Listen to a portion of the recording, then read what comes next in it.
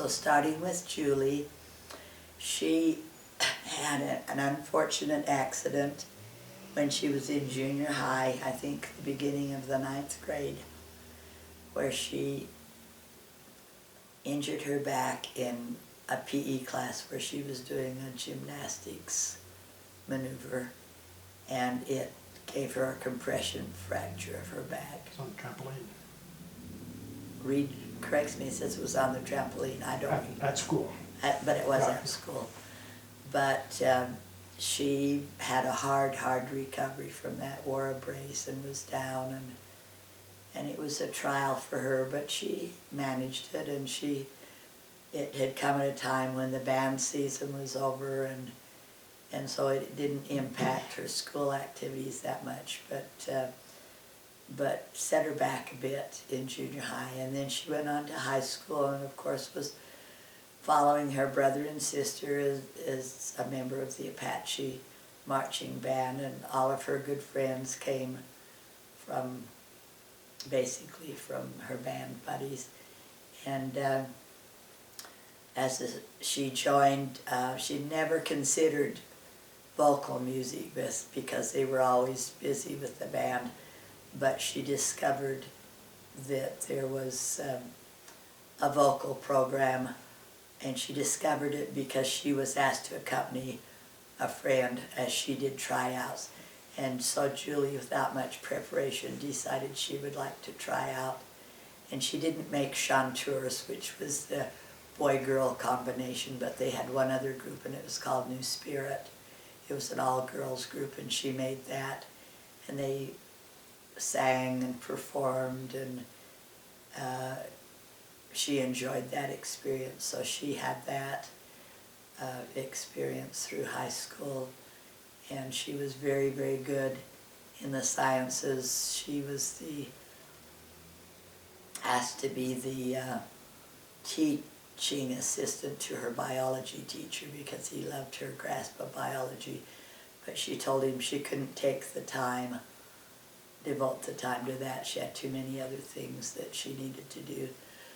So her senior year, she and a group of friends, the girls were all seniors, the boys were all juniors. This was no boyfriend-girlfriend situation. This was just a friend situation. They were all members of the band, and they decided they wanted to take a senior trip. And so we had a meeting with parents and all the kids, and they wanted to go up to the San Francisco area.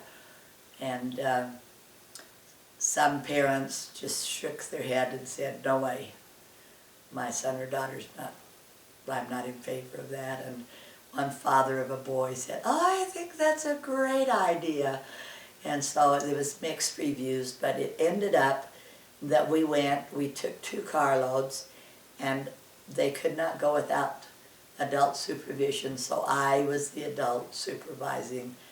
And since there were 4 girls and 4 boys that went on this trip, I can't remember, I probably took the girls in my car, the boys drove a car.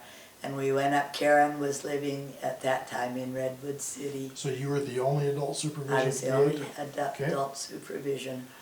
But the parents, since I was going, all agreed. Nobody backed out.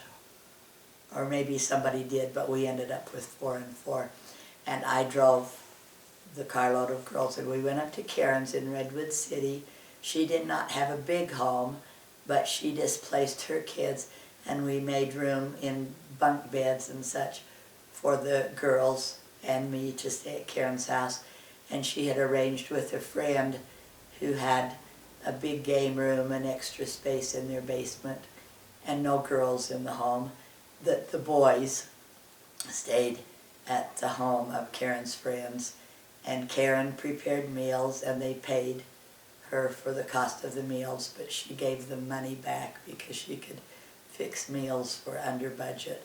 And that was the home base, and they went into San Francisco. I can't remember all the things that they did, but they had a blast, and Julie was always very appreciative that she had a mother that would trust them and a permission of her dad, or she couldn't have gone to have a senior getaway with her friends, and they had a great time. One boy got sick when he was there, and he was a Christian Scientist, but we received permission from his parents to let him see a doctor since he was away from home. And if I can just back ahead, he eventually joined the church and married in the temple one of Julie's roommates. But so he had good experiences in the LDS culture. But so that was pretty much what Julie did. She worked part-time in a florist shop, she and Tracy Smith, a wonderful Chinese couple that owned it, and Ray Hom, and Virginia was his wife. They treated those girls like family and taught them so much, and Julie has a beautiful talent that she's developed with flowers that she enjoys and shares with the family this day, and she learned that through her high school experiences of working in the flower shop, to the point Ray and Virginia trusted them so much that they had a chance for a wedding in a church, not an LDS wedding, but in some kind of church wedding, and they were going to be out of town, and they asked Sherry and Julie if they would like to do it, and they said yes. They'd never done one on their own, but the two of them went to the flower mart down in Los Angeles, chose the flowers, brought them home, did all of the wedding arrangements. Now this would not have included food. They did not do catering, but it was all the flowers and the fix-up of the chapel, and the two of them did that on their own and got paid what the people were paying for that. That's how much Ray trusted them and appreciated them. And he was so good to me, he often would send Julie home with bouquets just for our house. And I was Relief Society president for part of that time, and sometimes we needed flowers to dress the chapel, and sometimes we needed flowers for a funeral. And I always asked Ray, and I always told him that there was a budget. The church had a budget, and I wasn't asking for a freebie. I was prepared to pay, but I loved his flowers so much, and he would do it, and he would never charge me. So it's a good deal for the church that he was so generous with his talents and his time. And so those were the things that I remember about Julie. She developed a headache that wouldn't go away in high school, and we tried everything to try to control or stop her headaches. We had her brain scans, and we had her teeth. They took out all the mercury fillings and put in other fillings that thinking it would be that. We tried her on allergies, and she went on a strict diet. Nothing that we ever did solved her problem. Today, she's still potentially, she's subject to headaches, but through a doctor she has found a medication that keeps her headaches under control. So they never ever said it was what's the kind of headaches that people get? Migraine. Migraine headaches. So I'm not sure what, and neither is she, what the cause of her headaches, but she lives and keeps that under control. And came to BYU, if I follow through with her, and met the love of her life, Scott Kofed, and married him when they were both 25, and had 3 children and lots of blessings in their life through her wedding. Then if I go back to David. Now, any other, Julie was in the band. She was in the band, she was in New Spirit singing, she was a good student. she was happy with her friends and with her teachers, and she went to BYU deciding to pursue the all that she had learned with flowers, and so she went into interior design, and that was a very difficult major, and she was competing within the classroom with art majors, and so she would get an assignment and she would stay up all night or all weekend, whatever it required, and work so hard to do the presentation that the assignment required. And other students in the class who were artists would just whoosh, whoosh, whoosh, and away it was done. And so the competition was very keen. And she always got A's in her ideas, in her presentation, but in the physical work, even though I thought they looked great, they weren't as good as, she was not an artist per se. And so she would get a B, and she was used to being an A student, and that was hard on her. And she came home and she was discouraged because she loved her experiences with Ray and working with flowers and interior decorating, but this interior design was, the competition was so keen, and so I just suggested to her, maybe you want to look at another major where you have great strengths. And she reviewed that and settled in on nursing, and she never wavered from that. She entered the nursing program. She was insecure about that because BYU's nursing program was and remains very small for whatever reason, and she was afraid she wouldn't get into that, so she had the alternate plan to go to UVU, and I said, Julie, give BYU its chance first. And of course she made it into the BYU program. And then I guess there is more I could say about her. She got a little discouraged her senior year in nursing because her potential love life wasn't going anywhere. At least I think that might have contributed to it. But she was tired of school, and she and a couple of her friends decided to quit school and to go up to Park City and get a job in Park City and ski. And when Dad and I heard that, we were beside ourselves. We made a special trip to BYU and talked with her and counseled her. We had her all convinced, we thought, of following our counsel. We went home and she did what she had in mind. Her grades were good. There was no problem with school. There was no problem with her personal life, except she was just tired, wanted a change in her life. So they got a job in a little chalet in Park City that was owned by LDS people, and we felt pretty good about that.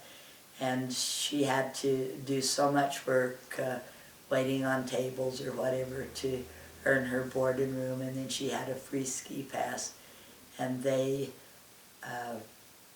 skied to their heart's desire and had a blast. And then when ski season was over, 3 of them decided, one girl had a nice car, Julie had the Grandma Davy hand-me-down car that would never have made a trip across the country, and they decided to take a trip and see the U.S. And so I don't remember where. I know they went to Florida, they went down to the southeast and up the coast and ended up in Boston, and Julie stayed there.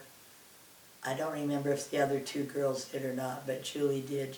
She didn't have a nursing degree, but she had enough nursing classes that she got a job on one of the Channel Islands off the coast of Boston, and they were giving great opportunities to disadvantaged children. So a lot of the children were minority children, but with great potential. And she was the only medical person on the island, so she took care of the little things that happened. If something major happened, they helicoptered the student back to the mainland where they could get doctor's care. And she worked with that and loved that, And then it was time for her to come home. So she loaded all of her things, and they didn't have the restrictions on how much luggage you could take on the airlines. And so I can't believe how she managed to get all of her stuff home in one trip, but she did, and came back, and BYU would accept her back as a student, but she was out of the nursing program only until they could find the spot where she belonged that she could slip into. Well, she withdrew during her senior year, and not too many students withdraw, so she didn't have that opportunity immediately to get back into the nursing program. So she decided to come home, and she lived at home, and she went to Cal State LA for a little while to try their nursing program, but it wasn't a good fit. Everything she had taken at BYU, maybe 2/3 of it, that was the same as a program at Cal State, but there was 1/3 shortfall or something, and so Cal State wanted her to retake those classes. So she didn't last there too long because it made too long a program. But she loved being on campus with her dad, and she'd be on campus and she could hear the click of his heels. He had taps on his shoes. She could hear him walking across campus. She could hear his whistle as he whistled, and she could stop in at his office and have a little one-on-one with her father. So that was a happy time for her. And she got a job, and she was going to stay in Los Angeles and work.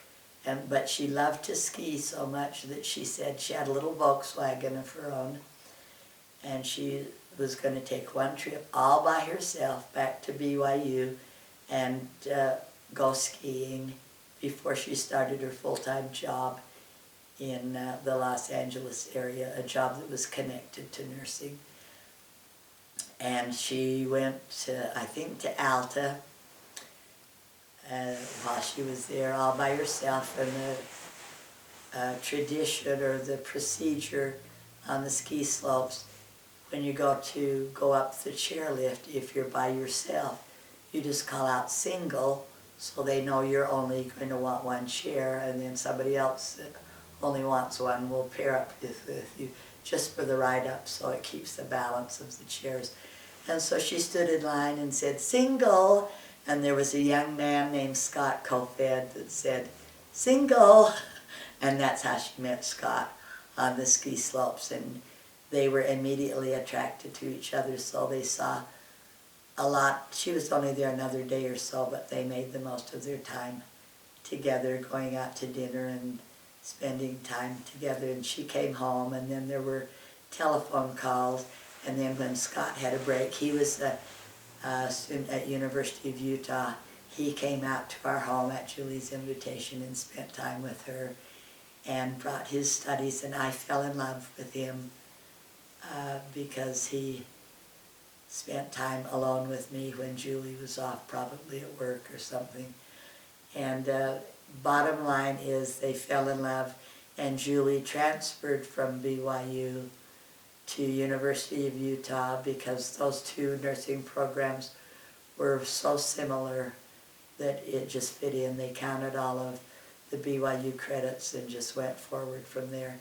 And so she actually got her nursing Bachelor of Science degree in nursing from the University of Utah while she and Scott dated, and then they were married and started their life together. So that brings a little update.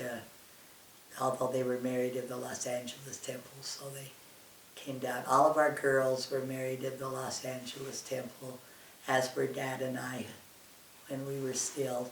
And our boys went the way of their wives. Reed was married in the Manti temple with Diane, and David, when he got married, was married in the Mount Timpanogos temple with his sweetheart Allison. So that pretty much, I think, takes care of Julie. She did get a nursing scholarship, a very great nursing scholarship from the University of Utah. It was a private one given by attorneys, and if she had wanted to go ahead with a master's degree, even 2 or 3 years or whatever after her bachelor's degree, they would have extended that scholarship to her. They were very good. It was a wonderful scholarship she had that helped her through school at the University of Utah. But then if I drop back to David.